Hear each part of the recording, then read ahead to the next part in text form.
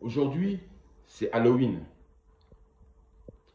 Et Halloween, ça représente la fête des morts. Donc, ce qui veut dire, ça parle des morts. Mais quelles morts on parle?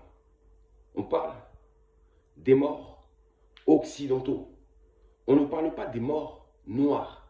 Donc, on parle des ancêtres des occidentaux. Mais on ne parle pas des ancêtres noirs. Donc, aujourd'hui, ils rendent mémoire à leurs morts. Aujourd'hui, Halloween. Et en ce jour, je vais en profiter moi aussi pour penser aussi à mes ancêtres. Et j'ai une pensée qui se dirige vers mes deux ancêtres. Ces deux ancêtres qui sont mes guides. Une pensée aujourd'hui pour Mama Vita Kimpa. Mama Vita Kimpa. Celle que certains appellent la Jeanne d'Arc noire. Votre Jeanne d'Arc, c'est à vous. Mais nous avons Mama Vita Kimpa. Et je tenais aujourd'hui à lui rendre mémoire aujourd'hui. Car Mama Vita Kimpa était une combattante exceptionnelle. C'était une grande prophétesse. Oui, c'était une femme de la famille royale.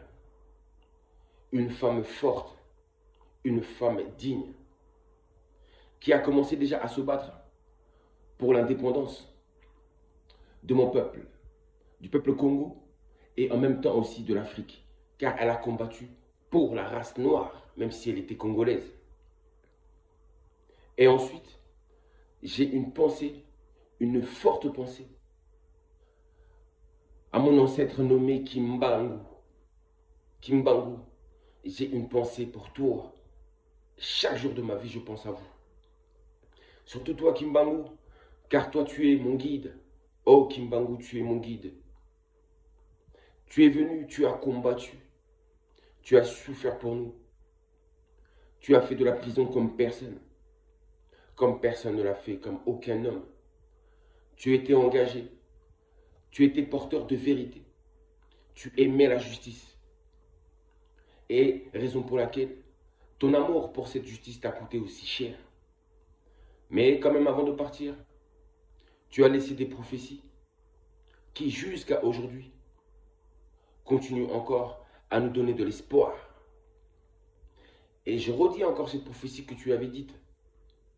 Parce que je sais que dans beaucoup de tes prophéties, il y en a beaucoup qui ont été retouchées.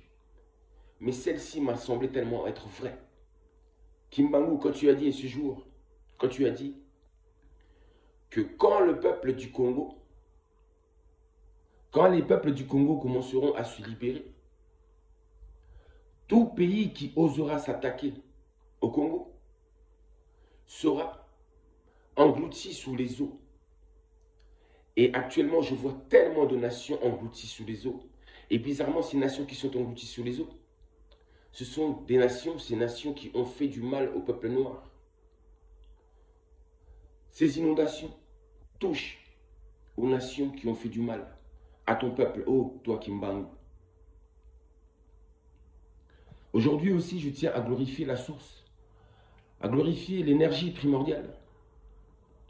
Oui, qui m'a engendré, qui m'a donné vie. Je tiens à remercier ce créateur. Oui, qui m'a donné vie et qui me réveille encore ce matin. Et pour ça, je le remercie. Car n'oubliez pas, quelque part, nous sommes des ressuscités. En dormant, nous mourons et chaque matin, nous nous réveillons. En réalité, nous nous ressuscitons. Une pensée à toi, Kimbangu. Je tiens à te remercier, à toi et Mama Vita Kimpa, d'être battu pour nous, d'avoir risqué vos vies pour nous. Et raison pour laquelle je continue à combattre en votre mémoire. Aujourd'hui, je veux que le peuple noir pense aussi à ses ancêtres aussi. Pensez à nos morts aussi, ne les oubliez surtout pas. Aujourd'hui, c'est la fête des morts des autres. Alors, ne vous laissez pas embarquer par des histoires qui ne vous appartiennent pas. Profitez-en plutôt par la même occasion pour avoir une pensée pour vos ancêtres. Une pensée pour nos martyrs, pour nos morts. Oui, une pensée pour notre peuple. Faisons de même que les autres. Ne suivons pas les autres. Ne les copions pas. Mais faisons aussi la même chose pour nous. Oh, Kimbangu. Oh, Mama Vita Kimpa. Nous allons continuer à nous battre jusqu'à terminer l'œuvre que vous avez commencée. Vous vous êtes battus pour que nous obtenions l'indépendance. Oui, que nous soyons libérés. Que nous retrouvions toute dignité. Que nous retrouvions notre souveraineté, notre majesté, ainsi que notre divinité. Aujourd'hui, je vous remercie d'avoir toujours été mes guides. Vous avez toujours été à côté de moi. Oui, Kimbangu, tu m'as guidé à chaque instant. Et ces choses qui se passent actuellement autour du monde, toutes ces inondations incroyables, tous ces engloutissements sous les eaux, à chaque fois, me poussent à penser à toi. Me poussent à penser à toi. Et je me dis qu'il en soit ainsi. Tant qu'ils s'en prendront à notre peuple, j'ai compris que ils auront des problèmes, que ces nations seront englouties sous les eaux.